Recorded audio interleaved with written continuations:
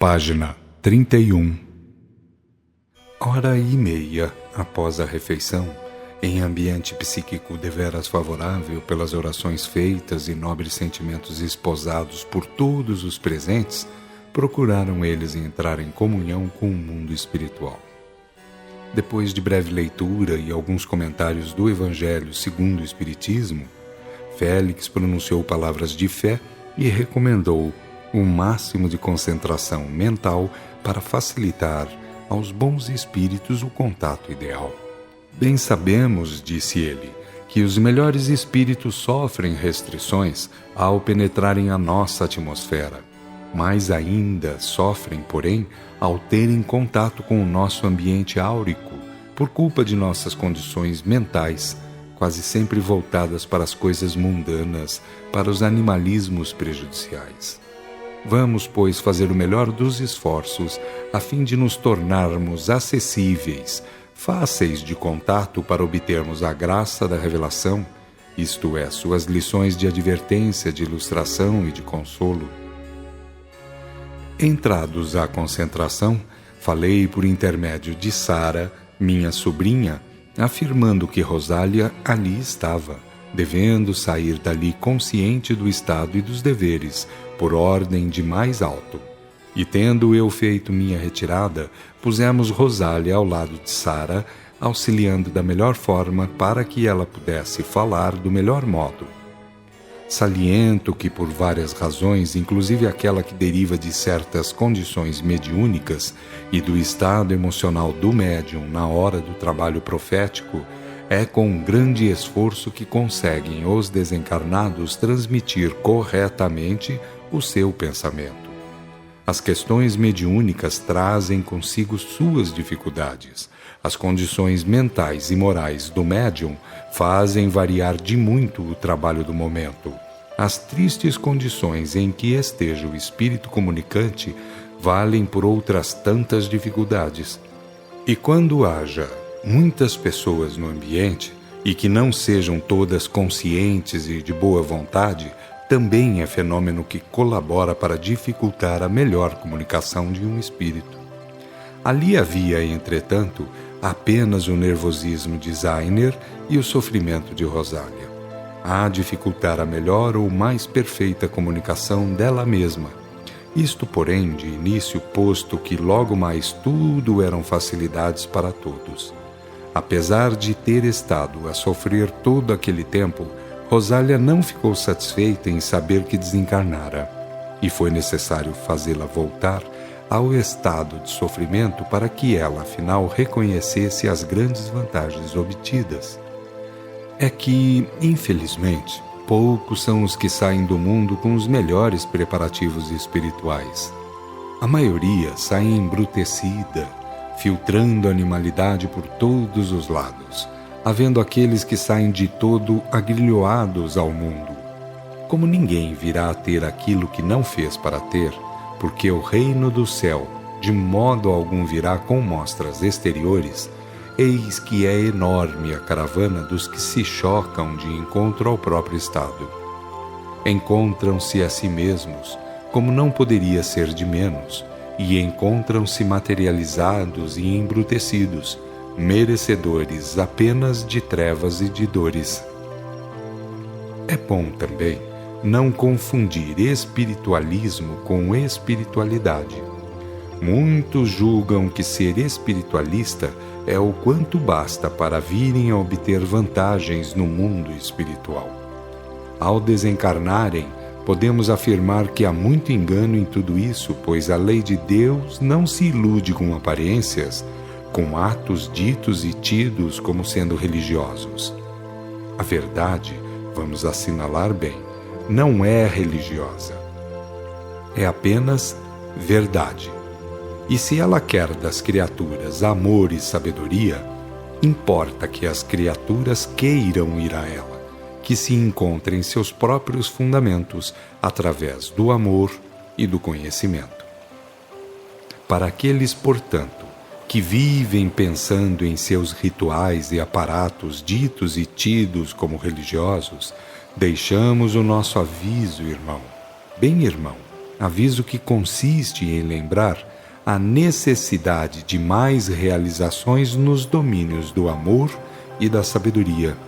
Quem mais conhecer em matéria de leis fundamentais do cosmo, e quem mais puder viver em harmonia com as mesmas leis fundamentais do cosmo, esse é que virá estar melhor, porque Deus quer filhos conscientes e amorosos uns para com os outros, em nada tendo interesse nas maquinações inventadas por homens, maquinações que visam defender interesses apenas temporais de certos agrupamentos.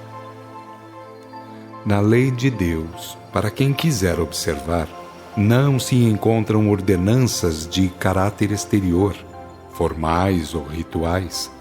Tudo ali é de ordem íntima, tudo parte do coração e da mente, quer seja para adorar a Deus em espírito e verdade, quer seja para amar ao próximo como a si mesmo, quer seja para respeitar a revelação, uma vez que por ela foi a mesma lei transmitida. Erram, portanto, fazendo das idolatrias atos de fé. Aqueles que procuram ignorar os mandamentos da lei de Deus, de quem Jesus, o divino modelo, afirmou que nenhum ceitil passará sem que tudo se cumpra. Em verdade, se alguém quiser ter a melhor das provas de ser a lei inderrogável, faça a experiência seguinte. Cometa os erros que ela manda não cometer e espere pelos resultados. No devido tempo, há de ter pela frente os mesmos erros para ressarci-los. Observará que em si registrou as faltas, ficando obrigado a pagar até o último ceitil. Tudo foi explicado aos dois, a Rosália e a Zainer, sendo que a Rosália foram mostrados alguns quadros do passado, no tempo em que cometeram juntos grandes desatinos por causa de um amor errado em que se meteram, desatinos que os forçaram a outros tantos erros, motivo porque acumularam terríveis faltas. Ao cabo da sessão, ambos estavam de acordo para os trabalhos que deviam levar avante, e ao se tornar patente a faculdade que se devia manifestar em Zainer, dentro em breve, e com o que teriam ambos grandes oportunidades de trabalho redentor e progressivo. Ao ir para casa, foi com alegria que vimos Félix ofertar ao irmão alguns 10 livros para que se fosse preparando. E assim foi que Zainer começou a sentir Rosália ao seu lado, cada vez melhor, até chegar a hora em que sentiu tomar-lhe todo e falar por seu intermédio. Por esse tempo já havia lido muito, tendo feito esforços íntimos a bem de si mesmo, a fim de ser bom médium, melhor servidor da vontade de Deus. Como foram aumentando os irmãos que vinham assistir aos trabalhos mediúnicos, porque também fora a cidadezinha se transformando em grande cidade, cuidaram alguns irmãos em montar um grande centro espírita. Consultado para isso, recebi ordens superiores e falei: se tendes realmente consciência do dever espiritual que vos cumpre levar adiante, não tenhais dúvida sobre o auxílio de Deus que virá por intermédio dos espíritos mensageiros. Quanto ao mais, cremos que a história das revelações está ao vosso dispor, ensinando tudo a respeito daqueles que em todos os tempos se dedicaram ao trabalho de iluminação das almas. Que sabeis dos Budas, dos Vedas, de Rama, de Krishna, de Hermes, de Zoroastro, de Orfeu, dos patriarcas hebreus, dos profetas, do Cristo inconfundível? Que sabeis dos grandes vultos restauradores como Wycliffe, Hus, Lutero, Giordano Bruno, Kardec e seus seguidores? Por acaso, contaram com mistérios e milagres que os isentaram de árduos trabalhos, de trabalhos que os conduziram em alguns casos ao martírio? Fazei-vos, pois, dignos discípulos de vossos maiores, porém, fazei-os em trabalhos de fato, não em presunção apenas, pois o mundo carece de verdadeiros servidores do Cristo planetário. Construí o vosso reduto material e dedicai-vos ao afã de cultivar a excelsa doutrina, assim como fordes para com a lei, para com o amor e para com a revelação, assim o bom Deus será para convosco. Eis o que mandaram dizer aqueles que de mais alto a todos nos administram, sob a égide do Cristo planetário. De minha parte vos digo que, se fizerdes como vos ensinamos, terminareis vossos dias em grande alegria de espírito, formando deste lado multidões de amigos verdadeiros e fiéis, que vos virão acolher nos portais do mundo espiritual quando chegar a hora de abandonar os corpos materiais. Fundaram o centro, que se fez verdadeira sucursal do mundo espiritual, espalhando luzes e consolos assim como Deus permitia.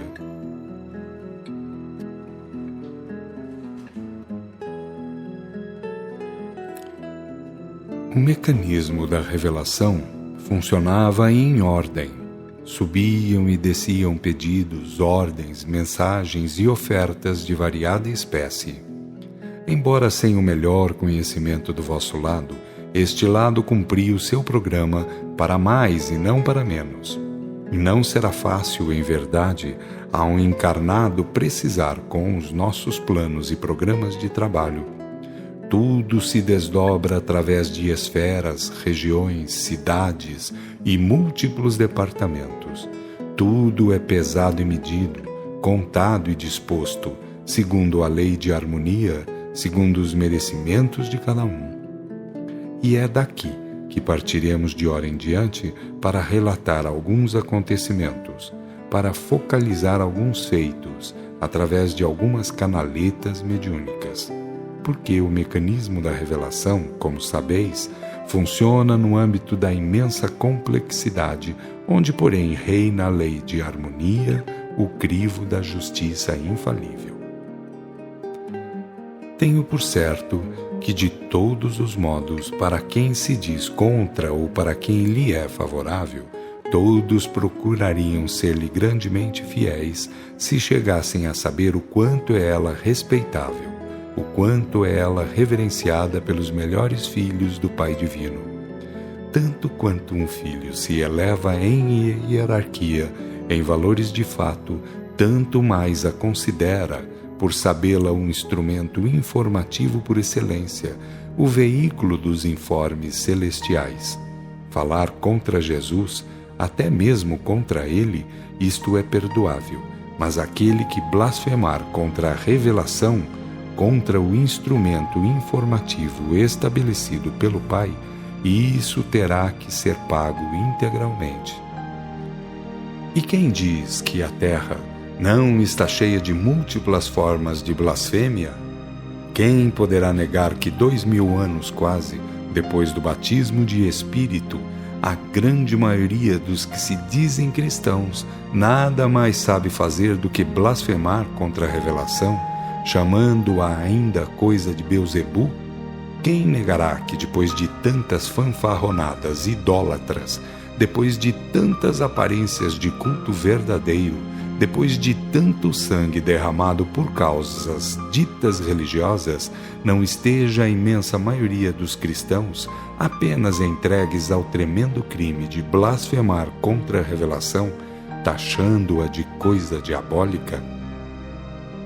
Triste mundo é aquele, meus irmãos, onde é mais fácil acreditar e confiar na existência do diabo como ser criado por Deus, para fazer mal aos outros filhos de Deus, do que crer e confiar em Deus, pelo menos a ponto de respeitar a revelação como graça e verdade trazidas por Jesus, o Cristo planetário, para toda a humanidade. Triste mundo a Terra, meus irmãos, onde o instrumento de advertência, ilustração e consolo passa por coisa imunda, para que os mais negros atos de idolatria e blasfêmia passem por atos de fé e de libertação espiritual. De qualquer modo, infeliz é a humanidade que não sabe compreender e executar a lei de Deus, em seus 3 sentidos fundamentais, sentidos que perfazem a doutrina total, porque contém a moral que harmoniza, o amor que diviniza e a revelação que adverte, ilustra e consola. Por isso mesmo, quando alguém toma por religião tudo isso que se intitula religião, ficamos a perguntar onde está a necessária dosagem de amor e de conhecimento para efeito de senso seletivo, de análise comparativa, a fim de que haja definição correta daquilo que dizem ser religião com o fito de fazer prevalecer a verdade que livra e não os manobrismos idólatras que constituem o meio de vida de algumas legiões de espertalhões. Para aqueles que se dizem cristãos, que vivem a se proclamar fiéis aos ensinos do Cristo, de grande importância é que despertem para a verdade que livra, observando que o Cristo foi parar num lenho, foi ensanguentar um madeiro infamante, pelo fato de saber discernir entre o joio e o trigo, pela simples razão de não ficar com tudo aquilo que o mundo pretende que seja religião. Basta lembrar que do templo de Salomão saíram os crucificadores do Cristo. E se quiserem saber do motivo máximo por que o Cristo, como divino modelo que é, foi em linha reta da manjedoura ao Gólgota, torna-se fácil reconhecer que na Terra, nesse mundinho materialista e animalizado, egoísta e saturado de perversidade, a verdade que livra tem necessidade de alguns verdadeiros discípulos, na razão inversa do tremendo montante de elementos descalavrados que se intitulam ministros de Deus e coisas parecidas. Importa que surjam pelo menos alguns poucos elementos de fato superiores, realmente íntegros, capazes de ficarem acima de pusilanimidades, muito acima do ramerrão ronceiro que fica com as porcarias alheias, para que as porcarias alheias fiquem com as suas prevaricações de variada ordem. Quando alguém pensar na doutrina excelsa, pense nos 3 sentidos da lei de Deus: amar a Deus em espírito e verdade, ou acima de formalismos e superstições, ser decente na conduta social ou amar ao próximo como a si mesmo, e saber cultivar a revelação, por saber que a mesma lei de Deus, o maior documento existente e por isso irrevogável, veio por intermédio da revelação, da comunicabilidade dos espíritos. Fora dessa chave, irmãos, ninguém irá ter aos portais da cristificação, aos páramos da pureza e do conhecimento. Isso é cristianismo, isso é libertação.